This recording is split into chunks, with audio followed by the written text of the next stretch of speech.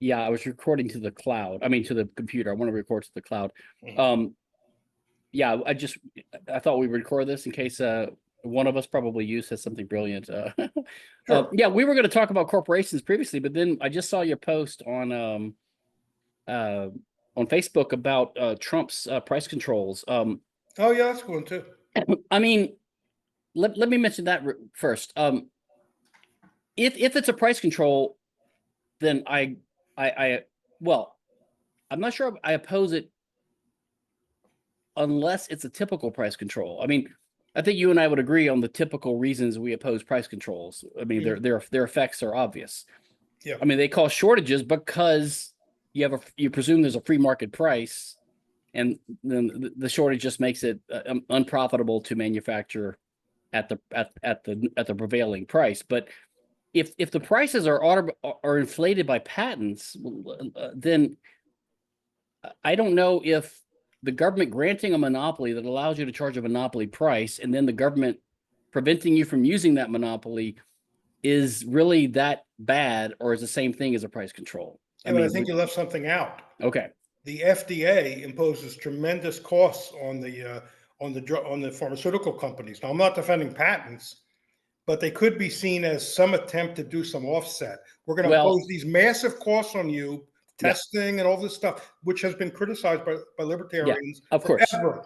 of And then course, they'll say, but we'll also give you X number of years. I agree, but So you got to yeah, be fair.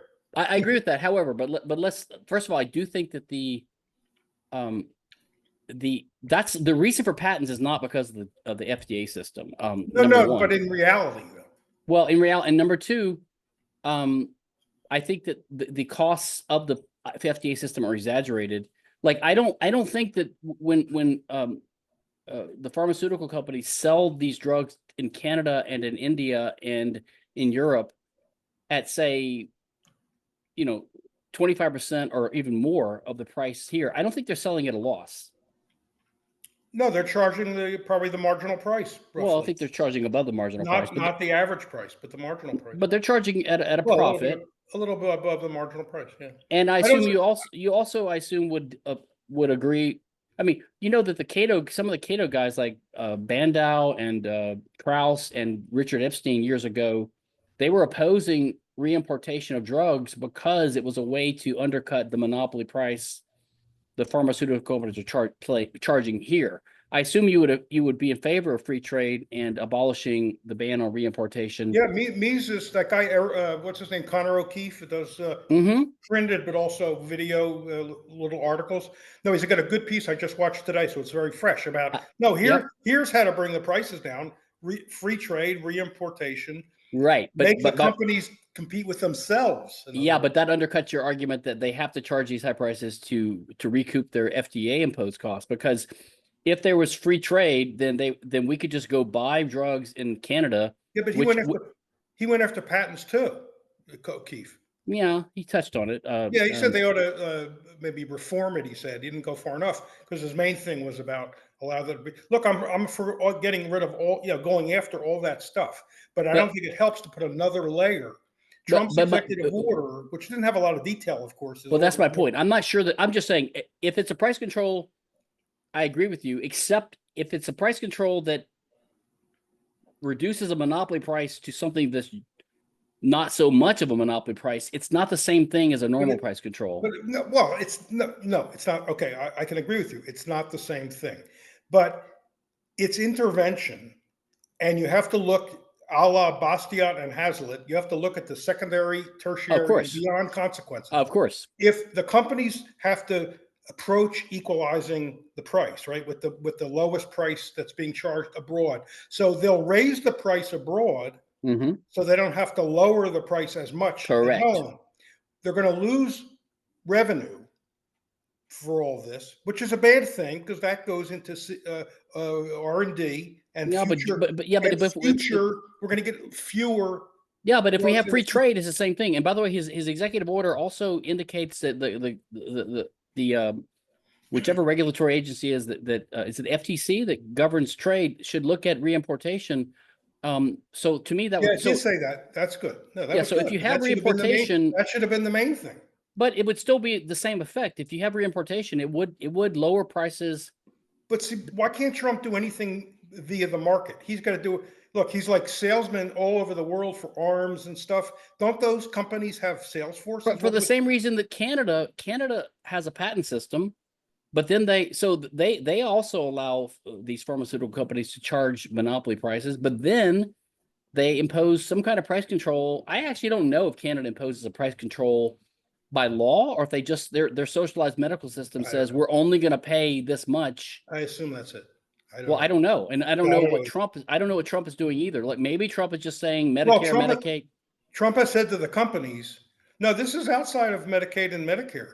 Trump has said to the companies, adopt my most favored nation rule now, or else I will sick on you, FTC, Justice Department, FDA. In other words, it's a protection racket. Do what I want. Yeah, make me happy, or else I'm going to sick all my. It's messy. It's messy. You're right, and it's not clear what he would do. But I don't know if he has the power to change the law to go after them. And by the way I look at the FTC and the antitrust laws is that exists already. So I look at the grant of these monopolies to these companies in the form of patents as sort of coupled with the restrictions on that, because the antitrust law says you cannot abuse a patent monopoly. That's a violation of antitrust law. So, one way to not be in trouble with the FTC under antitrust law is to charge a fair market price and not a monopoly price. You see, I'm getting worried. This is starting to sound like, and you'll forgive me for saying this, Kevin Carson. Kevin Carson says, well, given the privileges, then there's nothing wrong with the government putting restrictions on to somewhat rein in. He calls those secondary regulations, to rein in the privilege. And don't get rid of the regulation until you've gotten rid of the privilege. Sheldon, I thought we were friends. I know. It's an insult. That hurts. I mean, I read your Kevin Carson article the other day. It was fantastic.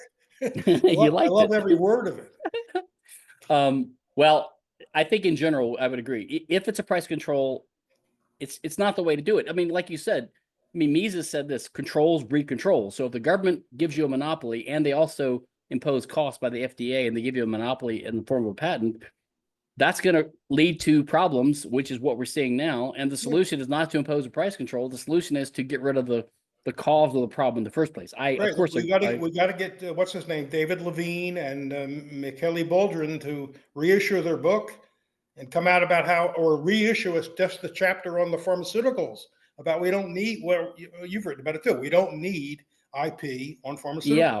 They have, and they did have a couple focus pieces which I used in my debate with Epstein. And also, but the problem with Bolger and Levine is they say these things like, we should just, even a few cases where patents might be justified, it's just too dangerous. We should get rid of them and replace it with other things like government funding of research. I mean, they can't go all the way either. They're not.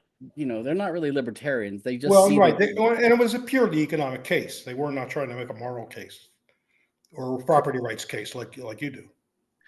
Well, but even their utilitarian case, I mean, they concede that in some cases there might be an empirical case for patents, but it's just too fraught with risk of of applying it the wrong way. So we should just have a blanket rule: none of the patents, no patents, and if you need to fix a problem, fix it with like government subsidies of research or something. But anyway, I agree that they should redo their case. But I think they got a little after their book in, I think 2008, they had this paper about 10 years later, which is even more radical in their conclusions about patents. So we're definitely moving in the right direction. But what you and I were talking about, I forgot it was about corporations. So you and I were talking about corporations, and I think you had, or someone had mentioned a review by, who was a review by one of these economists from about 15 years ago, a review of the Hess, or maybe 20 years ago. Henry Manny reviewed it in 79 when it came out. Correct. That's right. Yeah, we agreed that I wish he had said more. I mean, he slightly criticized Hessen on the tort issue in only one paragraph, and said something like, well, he's given this too much thought anyway. It's not very important. I wish he had said more. And to my mind, that's the most important thing, because that's the one issue like you can fairly easily persuade an intelligent libertarian that there's nothing wrong with the main aspects of corporations, like having them be able to be sued under one name or having perpetual duration. Those are easy to understand how that could emerge from purely contracts, and even limited liability for debts, because you could just say that's a condition of the loan, is that it's a non-recourse loan or it's a recourse against the corporation's assets only. All those are pretty easy to understand. But the one final thing, sticking point I hear with libertarians is, well, what about torts committed by employees of the corporation? And Hessen's answer, and that of Roger Pilon and Brian Rothbard too, the only ones I've seen that really dig into this, is basically to reject the assumption of respondeat superior, or to limit its scope, right? Well, to people who actually are responsible. Correct. I mean, Hessen wants to narrow it to people that actually are, had supervisory, you can't just say, well, the whole corporation or all the stockholders are superior, so therefore they must all respond. That's not Hessen's position. Correct. But I think implicit in Hessen's view, and probably Rothbard and maybe Pilon, is the idea that, the shareholders are not directly liable, but all the corporation's assets are fair game. But I'm not even sure if that's right. I mean, maybe the manager who directed the guy is liable, but why are all the corporation's assets even liable to satisfy a judgment? Unless you adopt some form of respondeat superior. Yeah, I don't know the answer to that, and I don't know the history well enough. I guess the theory would be, unless the guy did something, the tortfeasor did something totally unauthorized, that he is acting under the authority of the corporation. So their assets, if the damage he causes exceed what he can pay, then the wrong person, the harmed person, should be able to turn to the corporation, his boss. Right. And the boss, knowing he might have that liability, might have his own insurance, or the corporation might extend the D&O insurance, which my understanding is most corporations, because there's corporate liability, because of the assumption of respondeat superior, which doesn't apply to shareholders, but applies to the corporation because it's seen as a person. Most corporations, they have capitalization requirements. They have to have enough money, and they have to have insurance, so that you can't just have a shell corporation that is a and which implies that the corporate veil is relatively easy to pierce, or else why would you buy that insurance? Correct. But the law says, the key sentence in Hessen in this section to me is, these are my words mostly. He says, in effect, look, it's a moot point. Great corporations have huge assets. Correct. First of all, that's what we mean by great corporation. We don't have great corporations that have really meager assets. That's a contradiction. Plus, they have ample liability insurance. So he's saying it's a moot point. What are you worried about this for? So Manny maybe didn't give him enough credit, but I wish Manny had said more anyway. So there's a couple of things I've focused on, and one is, so all these people that think shareholders should be liable, like they think that would make a difference, but I don't see why it would make a difference in most cases, because it's not usually going to bankrupt the corporation anyway. It's right. But in some cases it would, and the causal analysis, which is what underlies Hessen's view, that the managers and maybe the board of directors who come up with let's say the board of directors says, okay, to save money, we're not gonna have maintenance on our trucks, and then the truck causes the driver to hurt someone. Then in that case, it's not just the driver. Maybe the driver's not even negligent in that case. Maybe it's the board of directors or the managers or the supervisors who make those decisions. And I do think causally you can trace the harm done to the victim to someone made a decision which caused the harm.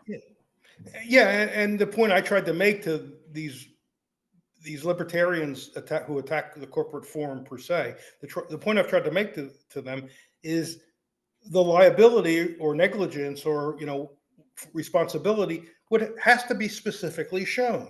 Yes. In regard to a particular individual, if it's a director or a manager, anyway, you'd have to say, here's my case for why this person is really responsible.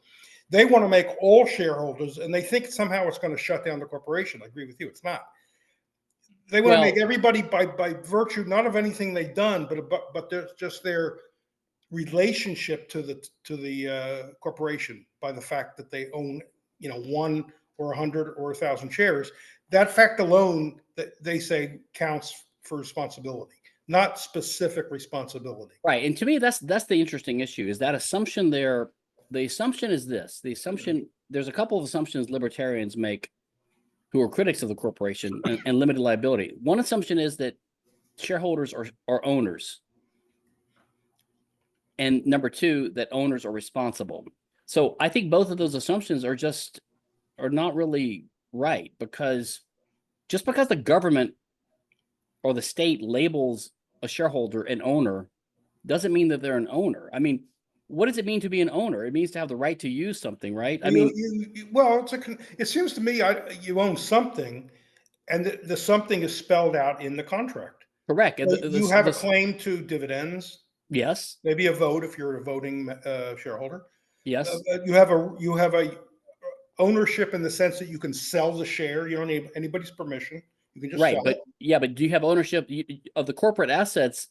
If you're a Google shareholder, you can't use the Google headquarters to throw your son's birthday party. Absolutely. No, absolutely right. But there's still it seems to me through contract people can divide up ownership or rights. Of course. But in a million different ways, unlimited. Yeah, but once you recognize that, it emphasizes that ownership is the right to control, or ownership is some kind of right. So the right of a shareholder is the right to receive dividends if the company, if the board decides to pay them, and if the company is sold or liquidated, then to receive a pro rata share of whatever's left. That's basically the only rights of a shareholder. But if you're a creditor of the corporation, you also have the right to receive money from them to pay off your loan. You'll be in line ahead of the shareholders. Correct. And so and if you're a supplier of the corporation and you sold beef to McDonald's, then McDonald's owes you money to pay you for the beef. Yeah, somebody argued, a good guy, somebody on our side argued that there's not really a big difference between being a shareholder and a creditor. That's my point. But that's just I forget who argued, but it was before I read your stuff, so it wasn't from you that I got this. But you saying the same thing. I agree. Well, I mean, I wrote it for like 20 years, so I don't. It probably wasn't me. I read something recently. Who? Well, maybe it was Rothbard. Maybe it was in Man, Economy, and State. Even I forget. Well, the point is that the right to receive money from an entity doesn't mean that you are responsible for what the company. In other words, to me, it's the fact that the state labels someone as a shareholder is not determinative of the reality. I mean, the reality is who's the controller of the resource that causes things to happen to people. So it's the managers and the supervisors and the board of directors. And then the second assumption is this assumption that ownership is the source of responsibility, but ownership is not a source of responsibility. Ownership is a source of the right to control something. It's not a source of responsibility. The source of responsibility is your actions, right? So it's what you do. Yeah, and I took that point in your posts. I agree with that in your articles. I mean, if somebody steals your car, I think this is your example. Somebody steals. Of course, if you left the keys in and left it on the street, no. You have to show it. Right, but there's a negligence here. But if someone steals my gun, for example, and they could use that to commit a crime, the person that commits the crime is still liable, even though they don't own the resource. It's because their actions. And I'm not liable for what he did unless you can show that I should be liable vicariously or secondarily with what he did. And I might be if I was negligent, for example. Yeah. But it has to be shown, not just you have to show it. It can't just be. It's not because I'm the owner. It's because I did something that contributed to the harm done to the other person. No, I agree. It has to be so specific responsibility, not the fact that you are the owner of the gun. And so that's my whole point, is that if the state labels or classification, I mean, look, the state, why is a FedEx driver? Look, what if McDonald's, I mean, what if FedEx, instead of delivering packages by having employees who drive their trucks, what if they contract with another company like Amazon, and they just pay Amazon a fee to deliver their packages for them? I think it happens vice versa, actually. Amazon, yeah, but it could happen both. It could happen both ways. But the point is, just because the law calls one person an employee and the other one a contractor, it's just a legal classification. It's not. It's not a libertarian one or even an economic one. Yeah. No, I agree with that. But because in California, Uber drivers are employees because of a state ruling, I think. But in other states, I think they exempted Uber and Lyft. Okay, but the point is, it's just an arbitrary distinction by the state. And in other states, they're independent contractors. Right, so I don't think there's a real problem here. Some left libertarians are making it a problem, and because for some reason they culturally cannot accept. Look, remember how I started this whole thing off? It was so long ago, you might well forget. I've been putting up on social media and other places saying libertarians, or actually I've been saying it to everybody, but especially libertarians, stop using the word corporate as a pejorative.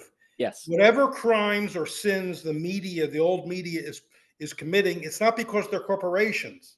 Rand would call that definition by non-essentials.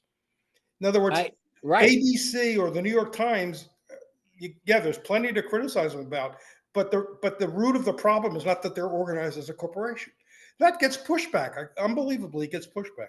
Well, because I don't know if people are lazy or they just don't understand business law, because there are different types of business organization. There's sole proprietorships, there's partnerships, there's limited liability partnerships, and there's other things too. There's joint ventures, and then there's other bizarre legal forms of organization in other countries that are not corporations.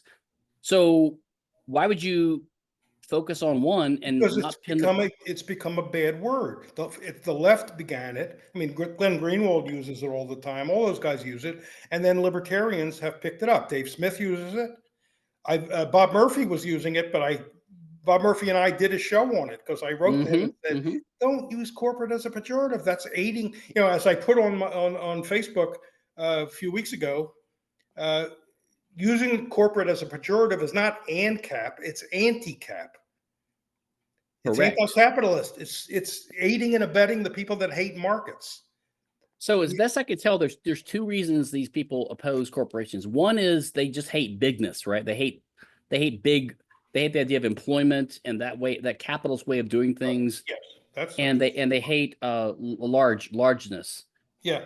And number two is because they think there's some kind of privilege associated with it. And I've said over and over again, somebody identify for me the privilege without which the corporation, the corporate form, not any particular corporation, but the corporate form could not endure. That's the basic question. Nobody has answered me. Tell me the privilege. In other words, there's no inherent privilege. Tell me the privilege without which the corporate form could not survive. There's no answer to that. They think the privilege is that shareholders are owners and therefore they should be responsible, and they're not responsible, so they have a privilege. It comes down to tort liability. But sometimes people don't even know the distinction between tort and contract, and they just say limited liability. Correct. They even think that means in terms of debt. Correct. Yeah. And see, even Roderick Long has fallen for this. It's a real shame. Did you see the other day he put up a story about a VPN company, which, and I'm not questioning the story, it may well be true, is not recognizing that some of their subscribers have signed up, lifetime subscriptions. Right. Yeah, I think it saw. So he puts that up and says, and he was referring to you too, because he named you and me. He puts up there, I was just reading the other day that libertarians say the corporate form encourages or fosters accountability. Right. Well, you put up one misbehaving company, and that's a refutation of our point that the corporate form is legitimate as long as it doesn't get government favors. What kind of answer is that? He's smarter than that. Well, I mean, there's such a thing as breach of contract. I mean, people can breach contracts and corporations can breach contracts. It doesn't indict the corporate form, though. But he's using the law should have a remedy. He finds one. First of all, libertarians forever have argued that markets foster accountability. Correct. But I would argue that the corporate form does too, because you have stock watchers who sell their advice to people. They're watching companies all the time and advising people on what's the prospect for future return. So it does foster accountability. That doesn't mean nobody ever cheats. That's never been the promise. It tends to. So why doesn't Roderick know that? He does know. He knows it. He's just trolling now. Yeah, and He's trolling you and me. Let's not get into the thickism thing, because I think we disagree a little bit on that. But I think it's because Well, I don't mind the thickism. I've renounced the leftism. Yeah. You know, I was once kind of part of that group. Mm-hmm. I mean, I was always uneasy about Carson. He's no pro-market guy, and he's no, but Long was always solid. But I liked it because I don't want to be known as a right winger. Right. So I thought, okay, I'm going to adopt left libertarian. I like some of what they're saying, reminding people there is a lot of favoritism in the government favoritism. But I never liked the predictions. I never bought the predictions that under laissez-faire, there won't be hierarchy anymore. Everything would be flat, or they're very flat or totally flat. The rent would disappear, interest would disappear, profits would disappear. That was bull. I knew that was bull. And Gary Chardet would talk on the phone all the time saying, I don't think that's going to happen. Lots of people will want to rent rather than buy. They're early in the career. They don't know whether they want to or be employees. People want to be employees. They want to own their own companies. That's a pain in the neck. And companies fail. A lot of and he agreed with me. We never bought the Carson predictions. I think Carson one time said something like, it's almost impossible in a free market for anyone to make more than $250,000 a year. And anyone who does is almost certainly getting it because of some government privilege or something. In other words, but it's just ridiculous. I mean, you could think of lots of people that, I mean, J.K. Rowling could become a billionaire without copyright in a free market. I mean, and especially in these days of both the internet and a global market. And you know who writes about this? Tyler Cowen in his love letter to big business, which has a lot of good stuff in it. Has some bad stuff too, but has a lot of good stuff. These days where you're marketing worldwide and so much of it is internet, the web, a CEO has to know so much more than he needed to know, say 50 years ago, before the globalism was as big and also as electronic and cyber. Makes a very good case for why they earn their money. Carson's idea is, no, they're all on each other's boards of directors. It's just a big club. They're putting each other in CEO positions, paying each other all this money. Well, you had the thing about, what is it? Free floating capital, not owned by anybody. What the hell? He's a rationalist. That's pure rationalism in the worst sense, right? Detached. It's reason kind of detached from reality. Are you familiar with Sean Gabb at all? I know that name, and I used to have contact with him. I'm not sure where now, but he's a friend of mine. He's a English libertarian. Yeah, he's English. He's anti-corporation too. We've discussed this before in print and in person. And his argument is basically, again, it's this idea that if you're the shareholder, you're the owner, and they should be responsible. But it's this sort of sense they have this hostility towards the corporate big business thing, but they sort of think that if you divide responsibility from the owners, then you get irresponsible behavior. So I think that they think that shareholders, if they're not on the hook, they will vote for policies or for irresponsible board members who will cut corners to maximize shareholder value at the expense of harming other people. And so I think they sort of think that if you disconnect ownership, so they just don't they think that in a free market where every shareholder is responsible, every owner, you just wouldn't be able to have these large corporations because it would be just too risky to be a member of it. And that's again getting into the prediction game, right? Yeah, but we do have big corporations, and it's not. I don't see a case for it's because of the thing he's saying.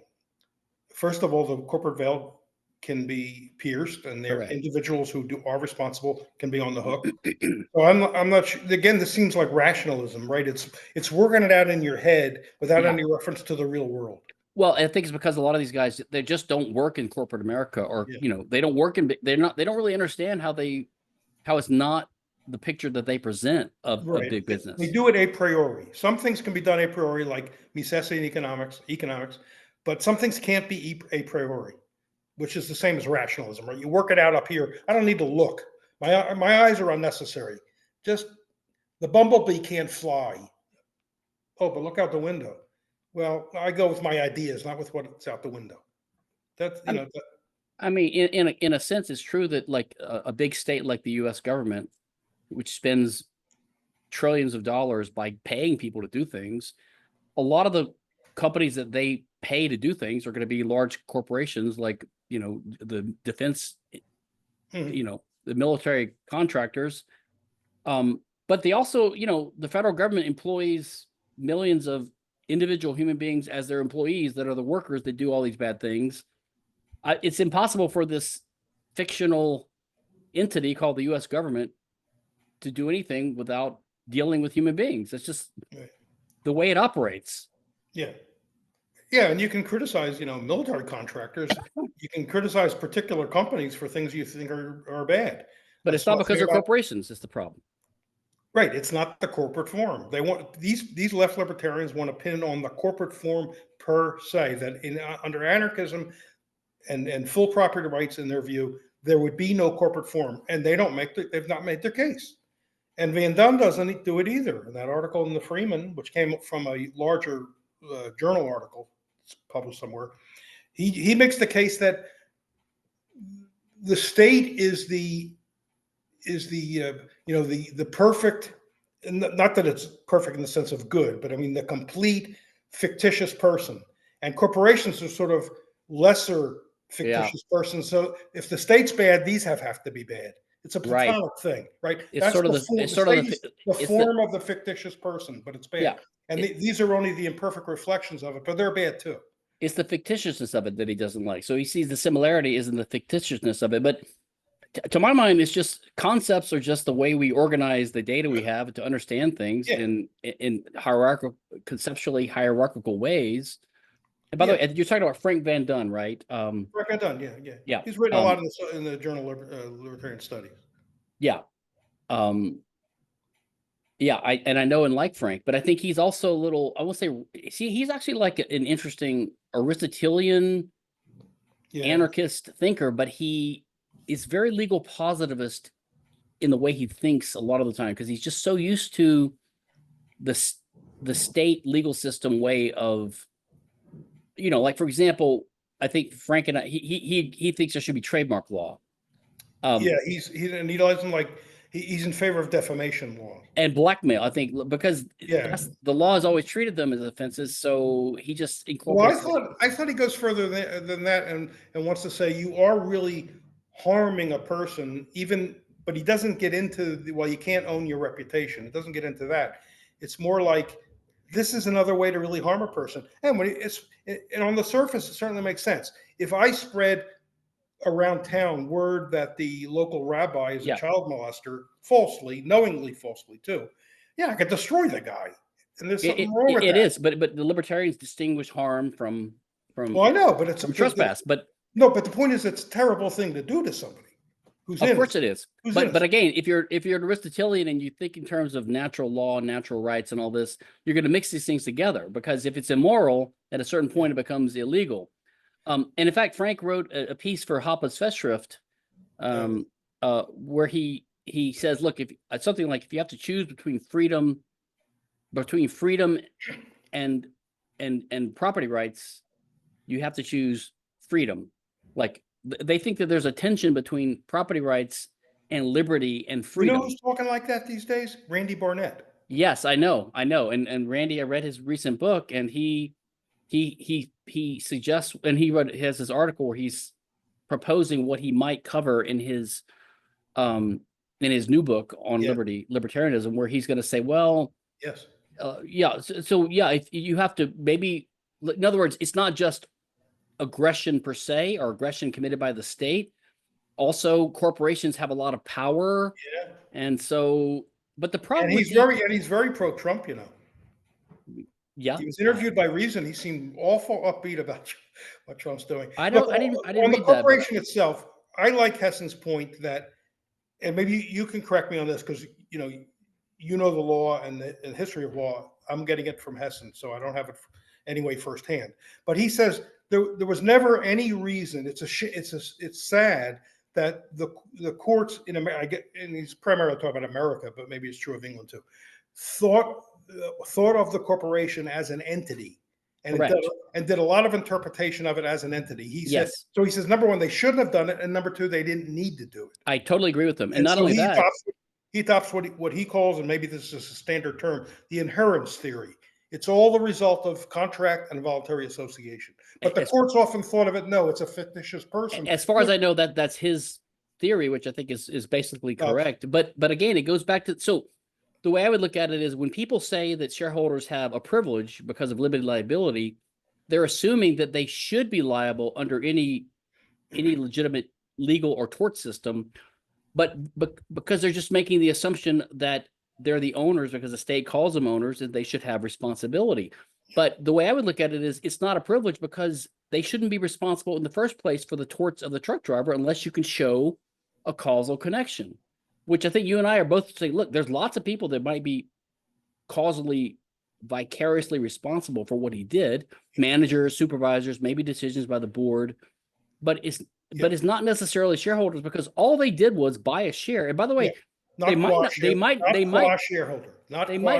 not even have bought it from the company. Like most shareholders, they buy it from the company when it starts and they give the company money. That's how the company raises money. But if I buy it on the secondary market, I'm buying it from an existing shareholder. I'm not giving the corporation a dime. No, it's derivative. You're buying the thing from the one who did give the corporation. Correct. And so, and you talk about ownership. Obviously, there's got to be ownership because this thing has a market price, and it trades among individuals. Well, right. It has a value because it has certain rights. You could but again, you could, if you have a debt, you could sell the debt as well because the debt's a potential future revenue stream. Yeah, but you're not going to get dividends if the company gives dividends. Right. No, but not every shareholder gets dividends either. I mean, necessarily. Yeah, but he's a potential dividend recipient. A bondholder, I guess, isn't.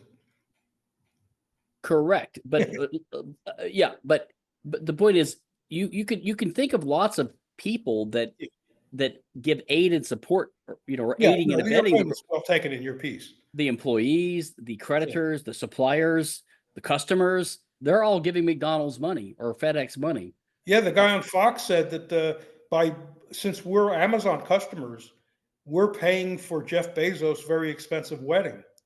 But I tried to answer him and say, no, we're not. But that's the end result of the thinking is that if they're viewing the corporation as basically a criminal organization, and anyone who helps it is aiding and abetting.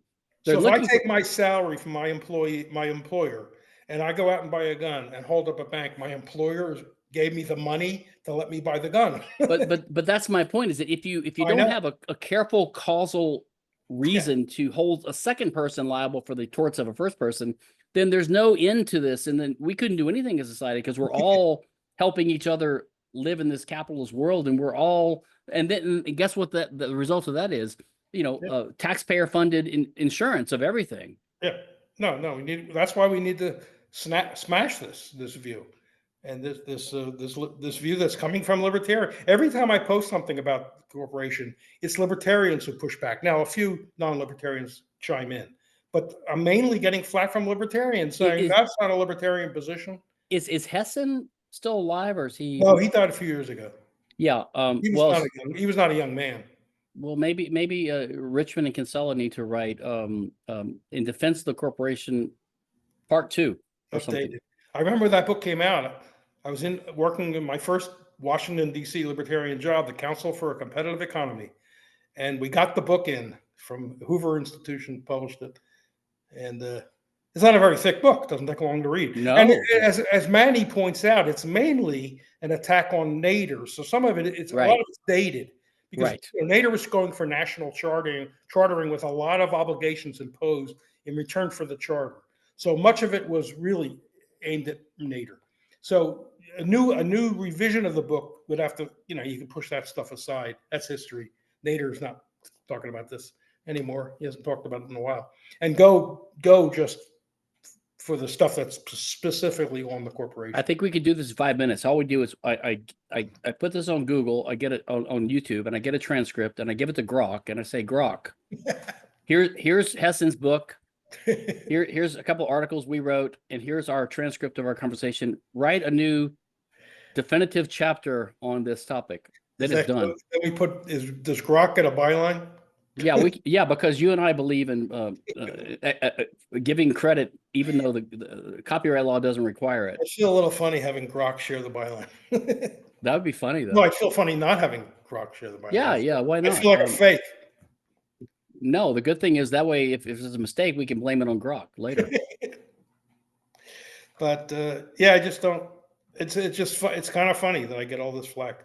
It's one thing to get it from non-libertarians, but from pro-market. The other thing is this is I think Hessen maybe implicitly points out, the corporate form makes it easier for victims to because they know who to sue, right? Yeah, that's right. It makes it easier for them to file a lawsuit if there's a harm. The quote entity status, right? What's your go? You have a go-to tobacco? Well, I've been trying some different ones. I find it hard to get a cherry flavored, which I like. Oh, cherry, yeah. I like cherry. I just got this one in the mail just the other day. Oh yeah, I like their regular. Oh, I haven't smoked that in quite a while. So this just came, so I'm trying it right now, and it's okay. And I tried this apricot one the other day because they didn't have and blackberry I like when I can find it, but this place I go to in Houston only has one blackberry, and it's okay. So yeah, what did your go to? Well, I got a few. I have a vanilla custard from Sutliff. The company's going out of business because McBaron owns them, and now McBaron has been bought by the Scandinavian Tobacco Group, and they're going to do away with a whole lot of the blends because they have like 1,000 different blends. And I can't believe, with smoking being so unpopular in the world today, that those blends are really making any kind of profit. So a lot of them are going away. But so I bought 4 ounces of their. It's called. No, it's over there. It's called vanilla custard. So it's a nice kind of sweet thing. But I also like unflavored, like an English blend, Latakia, Oriental, Perique. So this is a Cornell and Deal, which is a very good company, American company called Byzantium. I like that. And then here's one I like. You get it by mail or in person or in mail? By mail. I got it in the mail. Mad Fiddler Flake is another one that I like. That's kind of quirky.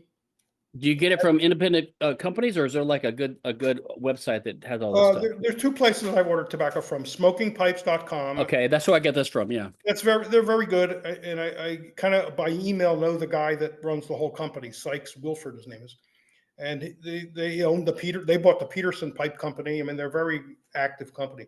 And then pipesandcigars.com is also very good. I always get very good service. I go for the lowest price. I'm not really an expert, but I've been trying different pipes. I got one pipe that's a huge one with an interesting shape, but I also have some meerschaum pipes I bought in Turkey. Oh yeah, meerschaum are cool. I have a few small meerschaum. I don't have any large meerschaums. Here's another tobacco I like.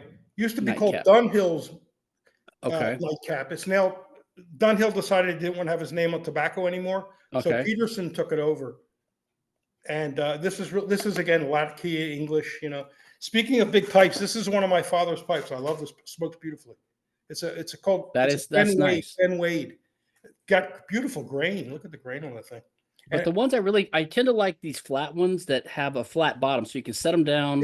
Yeah. Without having to have a stand. That's my favorite. And that's a nice pipe. Well, who make that pipe? This is Savinelli. Oh yeah, I got because they have that filter system with these little triangular balsa wood filters, and I know a lot of purists don't like those because they throw them out the moment they get the pipe. But that's to me, I'm not a cigarette smoker. So these little things here. Yeah, I got them. And then I probably have, I don't know, 3 or 4, maybe even 5 Savinelli. So I like the filter system because it sort of cleans it up a little. But whatever. The point is pleasure. Whatever gives you the most pleasure. Well, it's like someone said about wine, all these people that are wine snobs, and they'll say, oh, you can only drink red wine with meat, and you can only have white wine with fish. Right. And this guy said, and I don't drink anymore, by the way. I think it's all bullshit. All the wine snob stuff is complete bullshit. But some guy said, the wine is for you. You're not for the wine. So, Oh, I agree. If you want to drink red wine with fish or white wine with a steak, just fucking do it. You don't need permissions. No, absolutely. And I heard that rule's kind of gone passe anyway. But there are tobacco snobs who would say you're smoking an aromatic, something flavored like I vanilla, you have cherry. Yeah. They would say, I would never touch that, or Borkum Riff. That's a drugstore blend. Although drugstores don't carry this stuff anymore. They used to. Here's one of my Meerschaum. It's a little one. Oh, that's nice. Plenty of color on it. Look at all that color. What kind of stand do you use for that? Keep it in this. Yeah, but when you set it down, you don't have a stand. Oh, no, I don't set it down. It's so small. It's a very small ball. So it's not going to take that long to smoke it anyway. No, I don't. You can't set. I have some that you can't set down. Well, the weird thing is, and I used to smoke cigars, but it's almost impossible to find a flavored cigar except for the real cheap ones. But at least for pipe tobaccos, for tobacco pipes, you can find good tobacco that has flavoring. Yeah, definitely. Yeah, whatever you enjoy. I mean, look, I grew up. My father was a pipe smoker. I can remember a couple of the brands. He gave me a pipe and cherry blend, Middleton. That was actually the name of a blend, Cherry Blend by Middleton. And I don't know, it must have been 15 or 16 because he didn't want me to experiment with cigarettes. So he said, I'm going to give you a pipe. And of course, I was kind of young. I wasn't going to go walking on the street smoking a pipe, but it got me started. And well, I've never smoked cigarettes, and I can't smoke it. I go crazy. But whenever I know someone who used to be a smoker, and a cigarette smoker, and they try a cigar or a pipe, they just inhale the whole thing and they start coughing. And I can't inhale. When I was a kid with a young teenager with friends who did take up smoking, but in those days you could buy it in a machine for 35 cents. Yeah, you didn't have to even be 18 or 21. I couldn't inhale. I'd cough like crazy, and I wasn't going to teach myself to inhale. So I never. I can't either. But I find that cigarette smokers they're unable to withdraw to avoid the impulse to inhale. Yeah. And I keep telling them don't inhale the pipe, and they just like a reflex. They're like, well, then what's the point? I'm like, yeah, well, you don't need it, right? With cigars or pipes. Oh, I would never try to inhale pipe smoke. And it's superfluous anyway. In fact, I don't like getting a nicotine hit from pipe tobacco. Some people do, and some maybe since I'm getting older, maybe I'm getting more tolerant. But smoking blends that had, say, Perique in it, sometimes my head would spin, my stomach was queasy, my legs were rubbery. What is that? What is Perique? Perique is a leaf that's processed in one parish in Louisiana, St. James Parish, I believe it is. I mean, it's amazing. The soil, for some reason, it's like one place on earth. Huh. It's in blends. It's very popular. You don't smoke it straight. It's a kind of a peppery, spicy thing, and it often gets added to Virginias. So they call them vapors, right? VA and then per for Perique. So they call them vapor. You hear the word vapor, VAPER, that means a Virginia Perique blend. Now it's added to other things too. This has Perique in it, but it has no Virginia. So well, I'm gonna have to try it just because Louisiana is my home state, and you definitely gotta try that. It's just like Tabasco, which is famously from New Iberia. They have this special pepper that grows there, and I don't know if it really makes a difference, but that's what their claim to fame is. It can be peppery. It can be kind of raisiny, like dark fruit. This is very subjective stuff. Your palate is. I always tell people I'm blessed with an unrefined palate. So I can like a lot of tobaccos. There are perfectionists who they have a certain couple of blends, and no, I can't try anything else. I only like these. I like almost any tobacco. Well, I'm impressed. Unless it makes my head spin. I'm impressed you called it St. James Parish. You know the Louisiana distinction there. Most people get confused. Right. Well, I knew that. I did know that, and because there have been blends that had the name St. James in it too, because the Perique was coming from there. Some of the best. I don't know if you have ever had any Latakia blends, but it's one of the main ones of what's called an English blend, or one of the main leaves, and most of it comes from Cyprus. But for some very good Latakia comes from Syria, but with the Civil War, it wiped out everything. So there's not been cereal out of Kia now for years, and it's really delicious. And it gets mixed. You don't drink it. You don't smoke it straight. It gets mixed. Have you ever tried a hookah? I think when I was in Austria once, I tried a hookah at a like a tea bar or a tea place. Yeah. But I've tried it in the past, and when I go to Turkey, and I'm gonna when I go back to Bodrum this September for Hopla's conference, I'm gonna, because they're hookah bars, and I think it's the same thing as similar to a pipe. It's like you don't inhale it. It's a water pipe, right? It's like a water bong type thing with a vapor thing, but you're smoking. I forgot. I'm not sure what they burn. I'm going to investigate. They must put Oriental tobaccos in there. Some kind of tobacco or yeah, something. It must be tobacco. I mean, I'm sure it's not hashish. No, it's not. It's not. It's not a drug. Like it's more like it'll be tobacco. It'll be Oriental or Turkish and Oriental are almost used interchangeably for tobacco. And Latakia from Cyprus. That's probably there's a whole bunch of different Oriental tobaccos or Turkish. So are Trump's tariffs hurting the import of your tobaccos? Well, I haven't noticed it yet, because the FDA has been down on tobacco for years.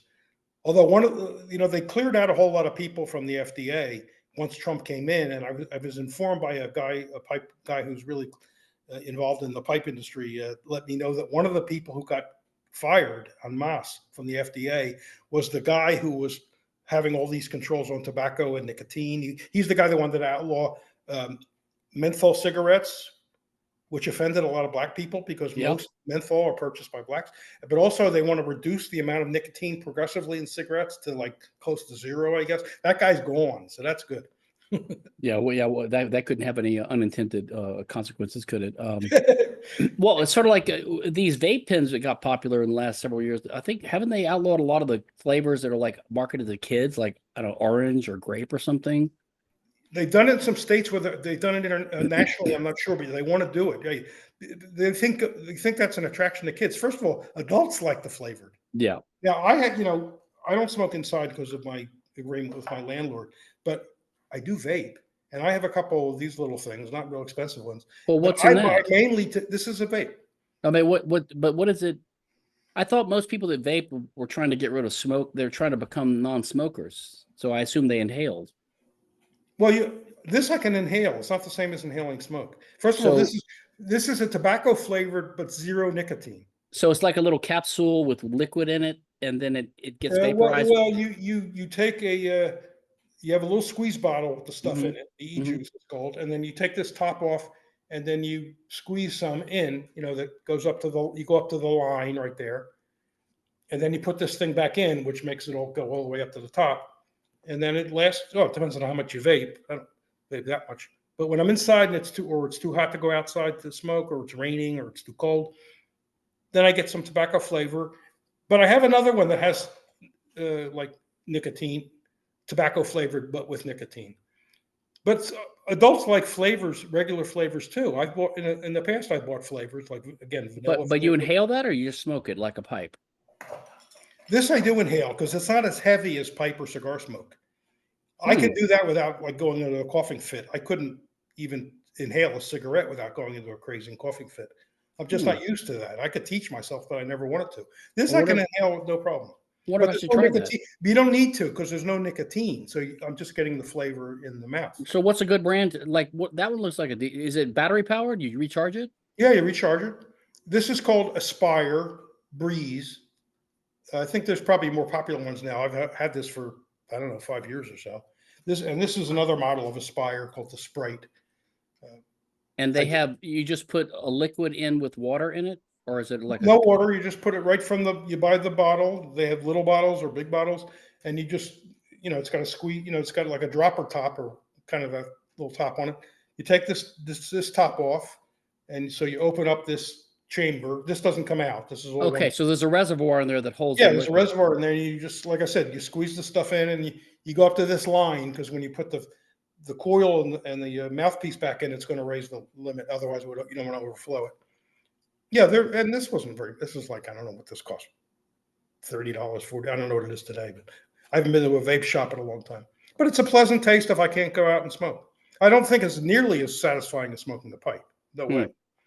First of all, you don't get as much smoke. The cloud's smaller. Now you can buy more serious vape that are, kind of bigger, more power, more controls on it. I never got into it. My son has one that's more like that. And there you can get, they even have contests for how big a cloud you can blow. They have contests.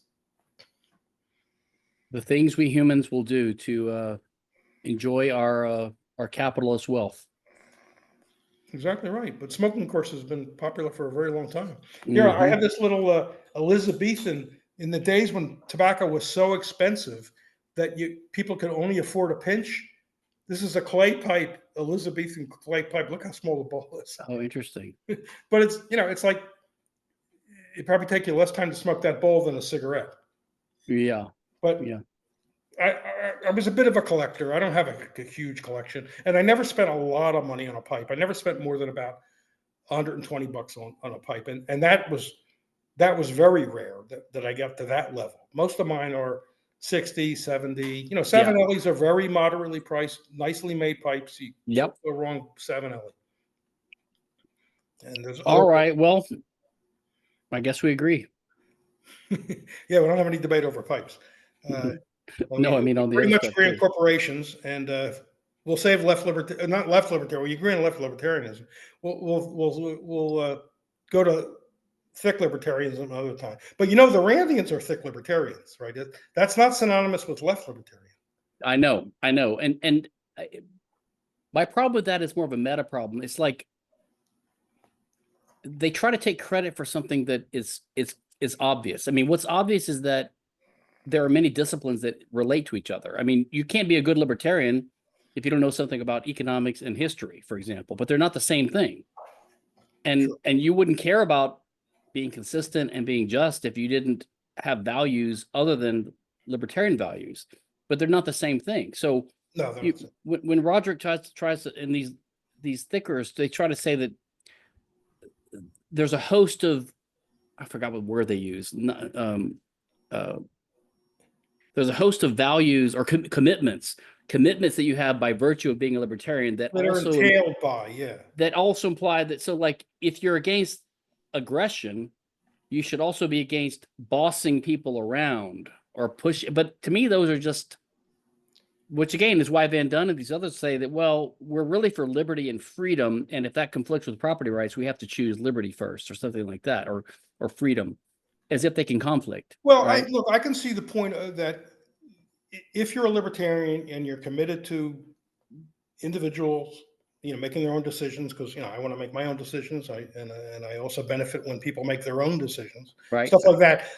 It seems to me there's a relation. I won't say he won't say it's logically entailed or that libertarianism demands it, but he would say, let's say you're watching somebody bullying someone else. He's not using any force. Yes, he's just in a real bullying, not a borderline case. You're going to be revolted by that. Yes, but as a person.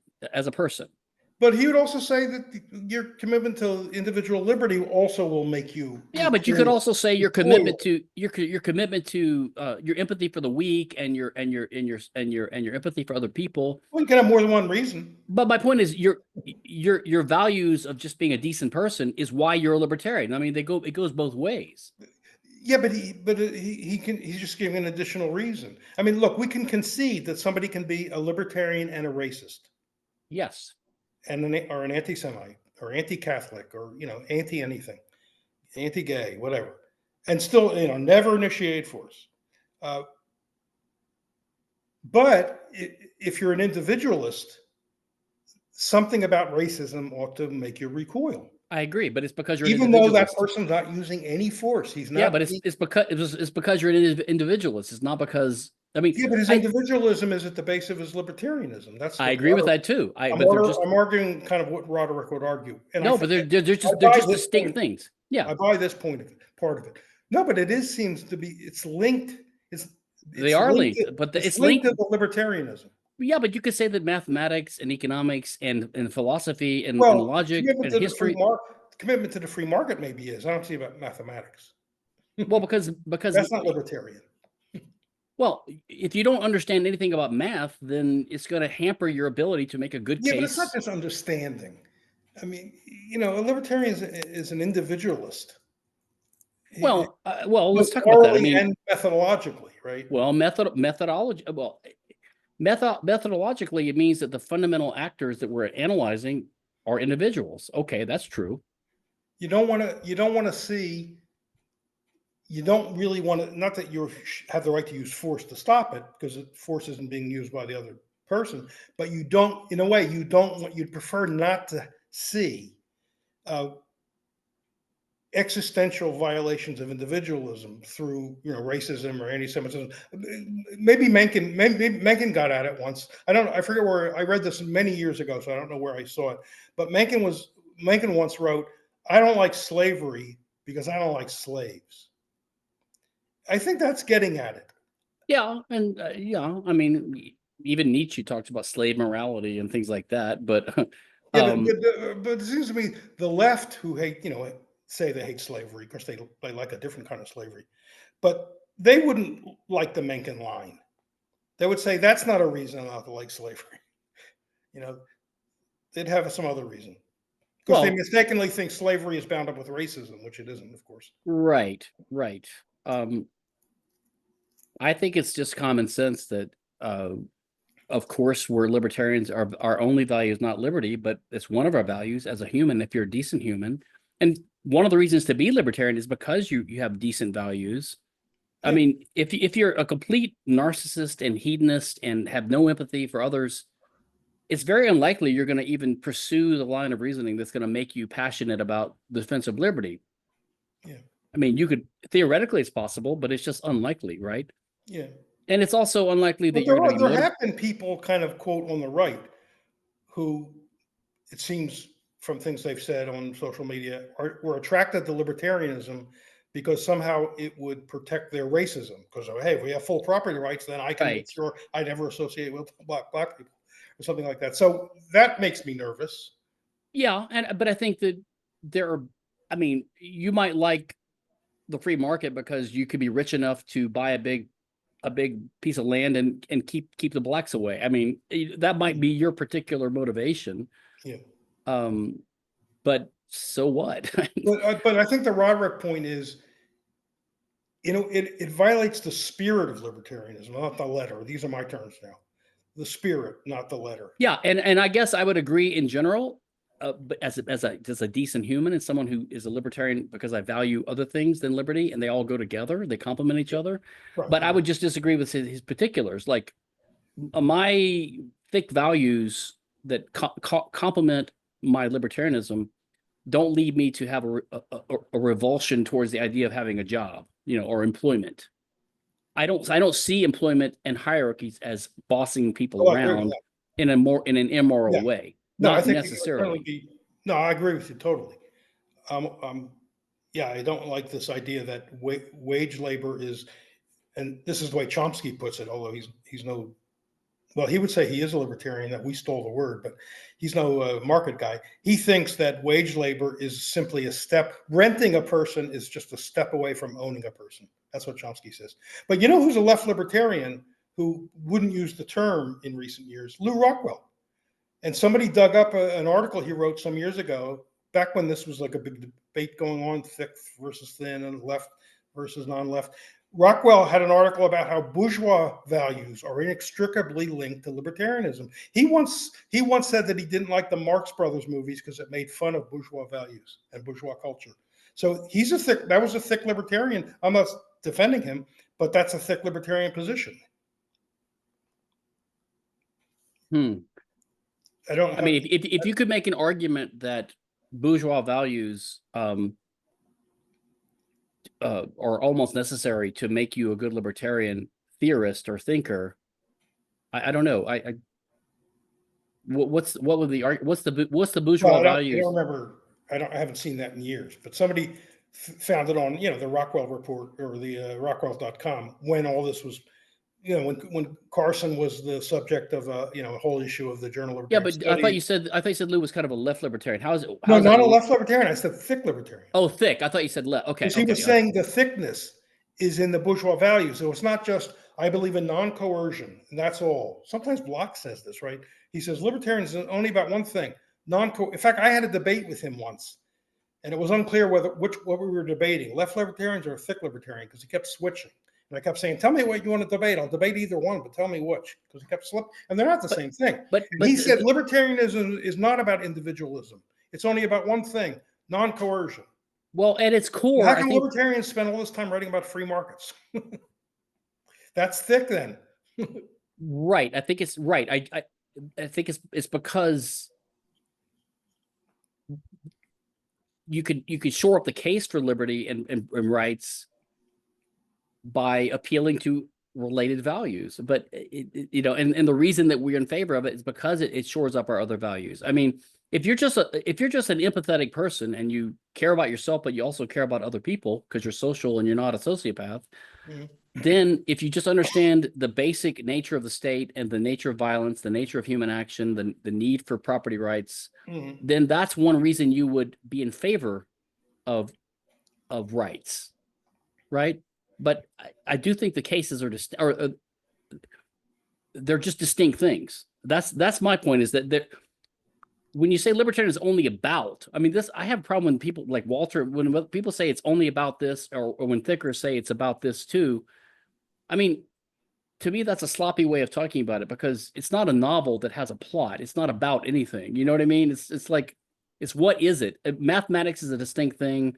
Economics is a distinct thing. Yeah, I don't think Roderick would say it's about. He would just say the commitments that are involved in libertarianism also suggest that you should be committed to these other things, like finding racism distasteful because you're an individualist libertarian. I mean, I've kind of written before that, like, just analyzing myself and my own history, I think one reason I became a libertarian was because of my personal history with bullying.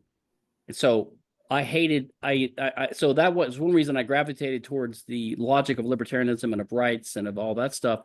So in a way, my a-libertarian value of being against the injustice and unfairness and immorality of bullying is one reason I like libertarian values.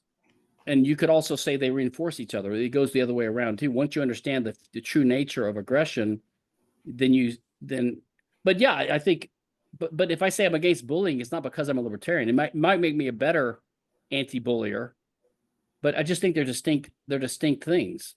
I don't think I would just say, and I think Roderick would put it this way, they're not so distinct as to be separate. Well, I don't know. It's a natural kind of association. You know, Block was insisting that libertarian is about one thing, anti-coercion, you know, non-aggression. And I said, no, well, it's about individualism too. And he said, oh, so I guess you're against orchestras and sports teams. Right. He said that to me. That's online. You can find it. He said, so I guess you're against sports teams if you're an individualist. Huh? Yeah. He's the worst debater of the world, by the way. He goes crazy and he says things he can't possibly, even when he's right. Like, did you ever see that debate he did over abortion? You know, he has this eviction theory. Oh, I've got a whole disagreement with his entire way of approaching abortion is completely. He says you can evict it because, you know, it trespassed. And when his opponent said, what do you mean trespassed? Yeah. Trespass involves a border crossing. No, it doesn't. He says, no, it doesn't. What the hell is he talking about? Trespass doesn't involve a border crossing? No, he's on the abortion issue. I mean, his whole abortion argument is, first he assumes that the fetus has rights, which to me is like not a justified assumption. He does. He says because they're human. So like right away he's setting up a problem that then he has to solve. The problem is that a 2-day-old zygote inside of a woman, not even a fetus, I mean just an embryo, just 2 days old, has rights because it's human, which I think that's not the source of rights, but okay. But you can still kill it because it's a trespasser. And I'm like, well, it's not a trespasser. It's been invited by the woman's actions, by the mother. So it's not a trespasser at all. It's invited. And he says, well, it's not invited because you can't have a contract with it because it when you conceived it didn't exist yet. So you can't. It couldn't have been invited because it didn't exist to be invited. Yeah, that's his argument. And so then I came up with the man might have trespassed. Correct. It could be rape. We're not talking about rape. No, we're assuming normal invited fetus. And I said, well, again, it's aggression is responsibility comes from your actions. And so the example I gave him was, suppose I plant a landmine in the woods next to a tree that's unowned, but because I'm hoping that someday some kid will, in 20 years, will walk over it and get blown up. I think I'm the murderer, even though when I did it, the kid didn't even exist yet, right? That's a good one. And by the same token, it's my responsibility to the baby or to the fetus, if it has rights in the later stages of pregnancy, let's say, is because I caused it to be there. It's not because I have a contract with it. Anyway, I do think that there's his is the worst position of all. You can come at it a few different ways, but he's trying to preserve, this rights theory and work with it. But I don't think it doesn't work. It's like when Rothbard, and I can understand why you wanted to do it, but it didn't work. That you can just, you could have a baby, bring the baby home. We're not talking about abortion now. You know the story. You can bring the baby home and just never feed it and not tell anybody about it. I thought he would say that's the baby's your property. Because there's no positive rights and there's no positive obligations. But Block doesn't agree with that. You know what Block says you have to do? You have to let someone rescue the baby on the church doorstep. Right. At least put it in public so someone else can come along and adopt it or something. I don't know why Rothbard felt he had to say, no, you could do that. Because he didn't want to admit that there's positive obligations, and I think that's been a mistake libertarians have made for a long time. Well, but you're right. But then we get into the thing where the surgeon has opened you up and then says, "I don't feel like finishing this operation." Well, that's complicated. Or a pilot takes you up in the sky in a plane and then says, "Hey, you know what? I'm bailing out." Well, I think that there are positive obligations. It's just there are no unchosen positive obligations. Incurred, right? It's been incurred. Exactly. Now, the airplane example, I think there's a couple ways you can. This is libertarian dorm room grad school discussion bullshit. And the danger of these things is they're in the danger of becoming rationalist because they're usually acontextual. Like the classic. Oh, I'll give you a Reiko story because I'm going to have to rush you because my son is due pretty soon, so I'm going to be getting a message saying he's just pulled up. All right, 3 minutes, I'll be done. But okay. We were sitting around in Auburn. Reiko was there, and the libertarian thing about if someone falls off of a building and they on the 15th floor and they land on a flagpole outside of your building, can you let them? Hoppe came up with that, didn't he? Oh no, I think actually David Friedman came up with it. Maybe, but the typical proprietarian, absolutist libertarian would say, yeah, you don't have to let him in because it's trespass. And Ralph was listening to us debate it. And he says, "Are you guys fucking nuts? Of course you got to let the guy in. You can't kill the guy." But the truth is, in reality, there's never an acontextual situation. Like there might be an agreement among the owners of the condos because the building owner says you got to let someone in if there's in a case like that. I mean.